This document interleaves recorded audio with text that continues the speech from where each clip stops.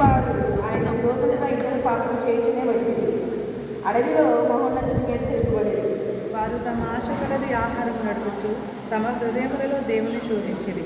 ఈ అరణ్యంలో దేవుడు భోజనం సిద్ధపరచగలడా అనొచ్చు వారు దేవుడికి విరోధముగా మాట్లాడారు. ఆయన పంటను కొట్టగా నీరు ఉబికెను, నీళ్లు కాలువలై పారెను. ఆయన ఆహారం ఇయ్యగలడా? ఆయన తన ప్రజలకు మాంసం సిద్ధపరచగలడా అని వారు చెప్పుకున్నారు. యెహోవా ఈ మాట విని యాకోబు సంతతిని తెగించి వేయుటకు అగ్ని రాజేసి ఇశ్రాయేలు సంతతిని హరించి వేయుటకు కోపం పొందెను.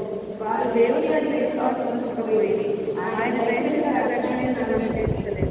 ఆయనను ఆయన పైన ఆకాశాలను ఆజ్ఞాపించెను, అంతరిక్ష ద్వారములను తెరిచెను. ఆహారముపై ఆయన వారి వారి మన్నాను అనుగ్రహించెను. ఆకాశవాణిని వారికి అనుగ్రహించెను. దేవదూతల ఆహారం అనుగ్రహించింది. భోజన పదార్థాలను ఆయన వారి సమృద్ధిగా పొందెను.